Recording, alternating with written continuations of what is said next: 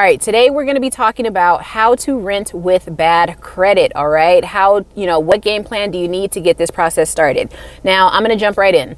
Why does a landlord care about your credit? All right, contrary to popular belief, your credit says a lot about you. It tells your landlord whether or not you're going to pay your bills. It tells them if you have other financial obligations that you may or may not put as a priority over your rent. If you have child support due, if you have student loans, if you have something crazy on your credit report, here's the thing. If you have back child support, guess what's going to happen that landlord knows? Your wages are actually going to start to get garnished, which means that's going to affect your income, which is automatically going to affect your ability to pay rent.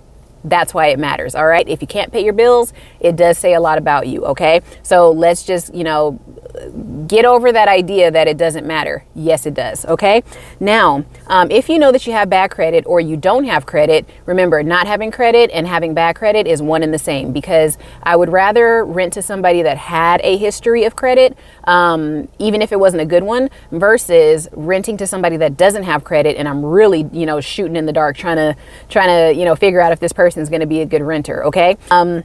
Now, the first thing you want to do if you know that your credit situation may not be that bad or may not be that good and you want to go rent, first thing you need to do is know where you are. Check your credit. Okay, check your credit score.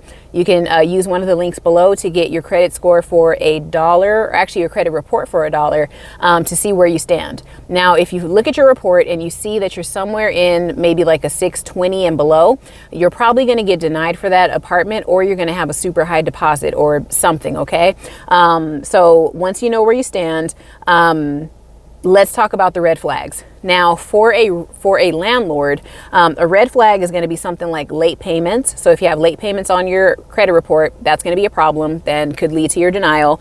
If you have collections that are utilities, phones, cell phone collections, cable collections, anything like that, you look like you cannot even maintain your household, because anything that's household related like that, if you're not able to pay that bill, how are you going to pay the actual rent, that allows you to enjoy those entertainment things that you still can't pay? That's a big deal. And even if you're trying to get a mortgage, they're going to judge you based on that too. Okay. They will actually deny you if you have utilities and collections. Okay. You won't get a house. So those are the red flags. Okay. Late payments and then collections that are household items such as utilities. Now, blue flags, which is something that maybe is bad, but you can kind of explain away a little bit. Those are student loans and then medical. Okay.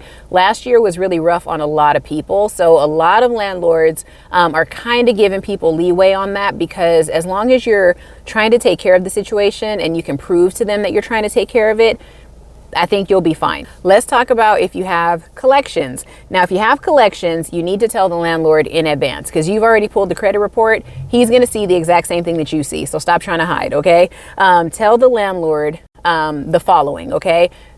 You can tell them that you're disputing the issues that are on the credit report. I've done that, and I totally got approved for an apartment after I told them that either the items were not mine or that I was in active disputes with the credit bureaus for those items. Okay. And then number two, the other thing you could do is you can pay more upfront. You can pay more than 1 month of rent if you're able to, or you can pay a higher deposit willingly. Offer that to them right off the bat, because honestly, if you can pay your rent right now, you are looking like a super shiny, beautiful penny on top of everybody else that's not paying the rent right now. Okay. So yeah, offer more money if you can. And I think you'll be surprised at how many landlords will actually work with you. The next thing you could do, which is not my favorite, is you could get a cosigner.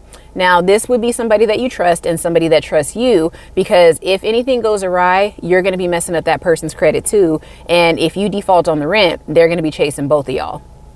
So you need to do it with somebody that you love a whole lot, or somebody that is going to get in that ass if you don't pay. Okay. Again, not my favorite. Now, the other thing you can do is you can rent directly with a private landlord. So that would be somebody that you meet on maybe Craigslist or through somebody that you know. I'm sure there's a ton of apps that have that, and where you're paying them cash. Or you could sublease, which means that one person is already on the lease and you're just moving in and paying that person cash. The only issue with these two options is that you're not going to have any history for rental. So you're kind of sacrificing your residential history by doing it that way. But that is an option that you have if you have bad credit, okay? The other thing, which takes a lot longer, is you can actually just go through the credit repair process and repair your credit before you go off trying to rent somewhere. So again, links below if you want to get some information on that. Now, as far as the tactics, you go in and you apply, and they basically tell you that you don't qualify. Here's what you need to do. The first thing you need to do is, if you have collections, go and get some payment plans. All right. Because now you'll have proof for the landlord. Hey, I know that this is an issue that you see, but I'm taking care of it. Right. So that makes you look responsible. So get on that. OK, get the payment agreements, get the payment arrangements with the collectors, and take it to the landlord to show them that you're responsible. We're not saying if you have good credit, you won't have a deposit. There's always a deposit. It just matters if it's going to be single deposit, double deposit, triple deposit. Lastly, this one is huge.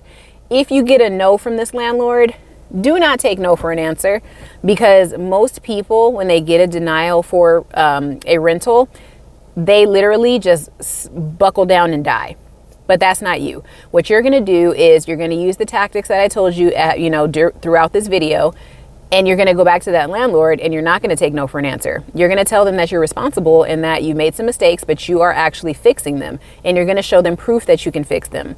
The other thing you're going to do is you're going to give them your pay stubs to show that you have the income, even if you have a side hustle, even if you're getting cash under the table. Okay, you don't have to keep stuff under the table when it comes to renting. Okay, that's not how this works unless you're in HUD housing. Okay, but I guarantee if you use the tactics that I used or told you about in this video, you are going to be able to get a rental in no time. It'll just cost you a little bit more than the average bear. I will see y'all on the next one. Credit Solutionist out.